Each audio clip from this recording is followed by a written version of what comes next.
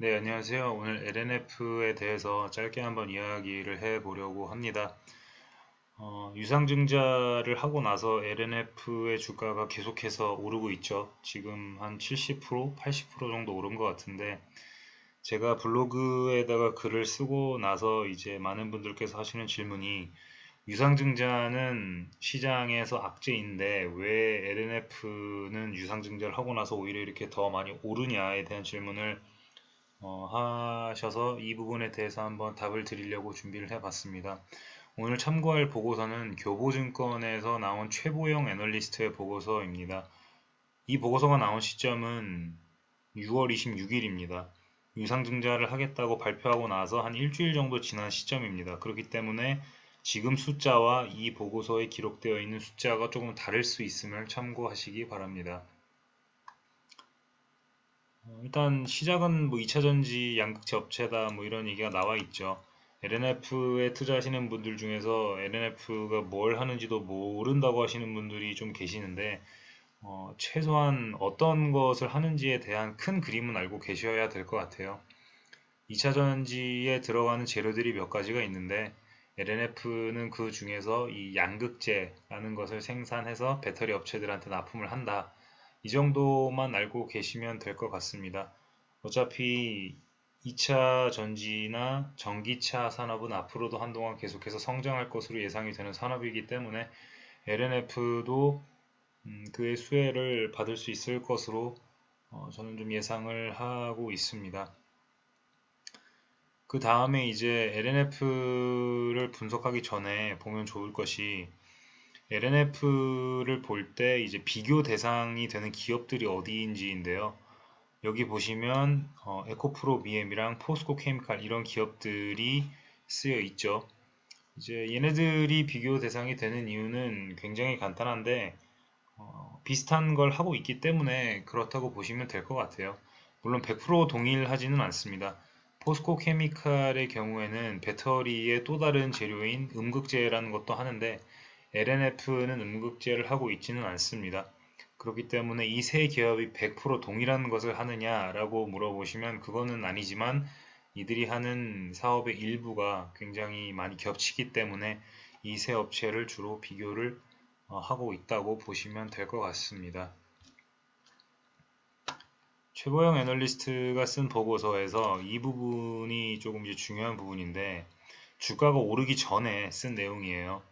보면 여기에 이제 밸류에이션 갭이 메워질 것이라고 써뒀죠.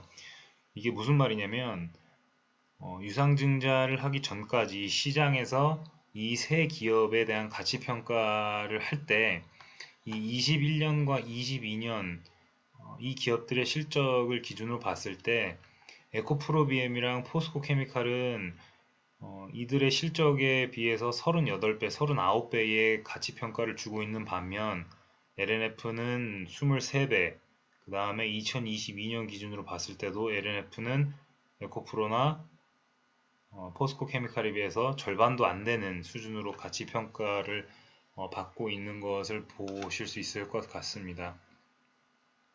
그러면 이제 LNF 투자자분들이 하셔야 될 건 뭐냐면 과연 왜 이 세 기업 중에서 LNF만 유독 이렇게 평가를 제대로 받지 못하고 있느냐 이 부분에 대한 답을 명확하게 하셔야 될 것 같아요. 그래서 최보영 연구원께서 이 부분에 대한 내용을 이 세 가지로 이제 정리를 해주셨는데 제가 최보영 애널리스트의 보고서를 선택한 이유는 최보영 애널리스트가 보고 있는 그 핵심 이유가 제가 보고 있는 핵심 이유와 100% 일치하고 있기 때문입니다. 일단 첫 번째부터 보시면 첫 번째 이제 재무구조 개선이라고 나와 있죠. 이거는 뭐냐면 보실게요. LNF의 재무제표를 보시면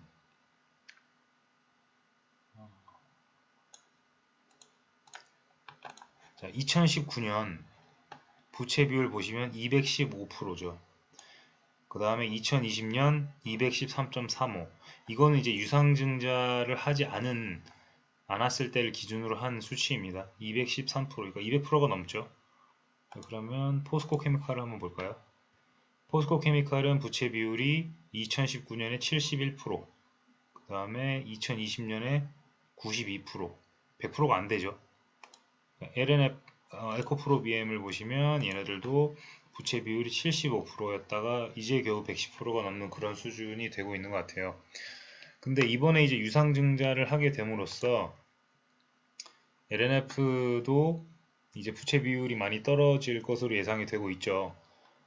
이번에 유상증자 금액이 826억으로 이제 확정이 됐는데 이거는 빚을 진 게 아니기 때문에 자본으로 들어가죠. 그러니까 내 주머니에 들어오는 돈이 되기 때문에 자산을 826억 그리고 자본을 826억을 늘리는 영향이 있지만 부채는 아무런 영향을 주지 않기 때문에 부채 비율이 급격하게 이제 감소하는 효과를 가져오죠.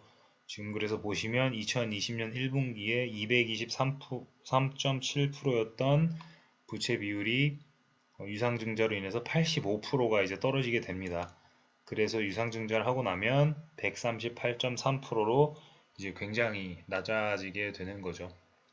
이게 이제 LNF가 가지고 있던 첫 번째 문제였는데 유상증자를 함으로써 이 부분이 이제 어느 정도 해결이 됐다고 보시면 될 것 같아요. 자, 그 다음은 이제 신규 투자인데요. 이제 최보영 애널리스트께서 여기서 고대하던 신규 투자라고 써놨죠. 이게 무슨 의미냐면 여기 보시면 이 세 기업의 캐파가 어떻게 진행되어 왔고 어떻게 진행될지를 정리를 해둔 그래프인데요. 2015년부터 17년, 18년까지는 LNF가 나름 잘 가고 있었는데 2018년부터 19년에는 에코프로 BM한테 이제 역전을 당하고 2019년, 20년을 넘어오면서부터는 포스코 케미칼한테도 이제 역전을 당하게 됐습니다. 이렇게 되면서 2021년까지 계산을 해보니 제일 잘 나가던 애가 이제는 꼴찌가 되어버렸어요. 그렇기 때문에 얘네가 지금 뭐 전기차니 뭐니 해서 양극재를 가져가겠다고 하는 사람들은 많은데 LNF는 그 수요에 맞출 수 있는 공급 능력이 안 된다라고 봤던 거죠. 그렇기 때문에 최보영 연구원께서 고대하던 신규 투자라고 한 건 뭐냐면 다른 에코프로 BM이랑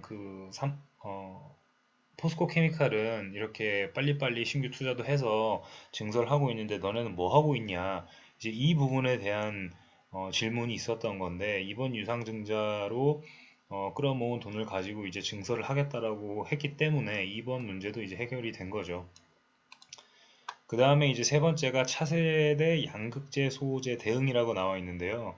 여기에 보시면 배터리 주행거리 성능 개선의 핵심 역할을 기대라고 나와 있죠. 지금 모든 배터리 업체들과 전기차 업체들의 숙제는 어떻게 배터리 가격을 더 낮추면서도 전기차 주행거리를 더 늘릴 수 있느냐에 대한 질문에 답을 해야 하는 상황에 놓여 있습니다. 그래서 이 기사를 보시면 7월 2일 날 LNF가 세계 최초로 니켈 비중 90% NCM의 양극재를 개발했다라고 뉴스가 나왔죠. 여기 뉴스를 읽어보시면 니켈 비중이 높을수록 대용량 배터리 구현이 가능하고 전기차 주행거리를 향상시킨다 라고 나와 있습니다. 그래서 LNF가 니켈 함량을 90%로 끌어올렸다. 보통 하이니켈 양극재는 니켈 비중이 7, 80%인데 LNF가 한 건 이제 90%라는 얘기죠. 결국 이 얘기가 뭐냐면 LNF가 개발한 이 양극재를 쓰면 그 배터리를 탑재한 전기차는 더 많은 주행거리를 뛸 수 있게 되는 거죠. 그런데 이 6월 15일 날 LNF보다 한 발 앞서서 포스코 케미칼이 비슷한 이 뉴스를 냈는데 자동차 배터리 NCM의 양극재를 개발했다고 이제 발표를 했습니다. 근데 이 기사를 잘 읽어보면 얘네들의 니켈 함량이 정확히 몇 프로인지가 안 나와 있어요. 그런데 7월 달에 나온 이 LNF 기사에는 세계 최초로 니켈 비중이 90%다라고 쓴 걸 보면 제 추측으로는 포스코 케미칼은 90%까지는 아직 안 된 거 아닌가 저는 이렇게 좀 생각을 지금 하고 있습니다. 그렇기 때문에 배터리 업체들 입장에서는 이런 양극재가 개발이 됐으니까 당연히 이 LNF가 갖고 있는 이 양극재에 대한 관심이 올라갈 수밖에 없겠죠. 그렇기 때문에 이 차세대 양극재 소재에 대한 부분까지 최보영 연구원이 이번 그 유상증자와 함께 봐야 할 포인트로 이제 잡아 두셨습니다. 자, 그러면 이 세 가지를 이제 뒤집어서 이제 얘기를 해보면 그동안 시장에서 LNF한테 던졌던 질문은 뭐냐면 하나는 너네 재무구조 좋냐 탄탄하냐 이게 첫 번째였던 거고 두 번째는 에코프로비엠이랑 포스코케미칼은 저렇게 빨리 증설하는데 너넨 뭐 하냐 이게 두 번째였고 세 번째는 그러면 너네가 그렇다고 해서 다른 데보다 기술이 좋아? 이 세 가지에 대한 답을 LNF가 내놓지 못하고 있었던 거라고 보시면 될 것 같아요. 그런데 이번에 유상증자를 함으로써 이 세 가지에 대한 질문이 거의 다 지금 해결을 할 수 있겠다라는 신호를 이제 시장에 보내게 됨으로써 시장에서는 LNF의 주가를 이제 밀어 올리게 된 거죠. 그래서 보시면 지금 이 시점에서 LNF가 유상증자를 발표했는데 지금 발표하고 나서 한 70%가 올랐죠. 그리고 LNF와 에코프로 BM, 포스코케미칼의 주가를 비교를 해봐도 LNF가 유상증자를 발표하고 난 이후부터 나머지 두 개보다 훨씬 더 좋은 흐름을 보이고 있는 상태입니다. 그래서 오늘 영상의 질문, 왜 LNF는 유상증자를 하고 나서도 이렇게 주가가 계속 올라가느냐는 것은 유상증자라는 것이 무조건 악재가 되거나 무조건 호재이거나 하지는 않아요. 상황에 따라서 그 유상증자의 근거가 있고 그 유상증자를 하려고 하는 것이 타당한 이유가 있다고 했을 때는 유상증자는 오히려 주가의 호재가 되기도 합니다. 그렇기 때문에 LNF는 그동안 시장에서 원했던 답변들을 냈다라는 신호로 비춰졌기 때문에 이번 유상증자는 긍정적으로 해석이 된 게 아닌가 생각을 하고 그로 인해서 LNF의 주가가 이렇게 지금 좋은 모습을 보이고 있는 것이 아닌가 생각을 해볼 수 있을 것 같습니다.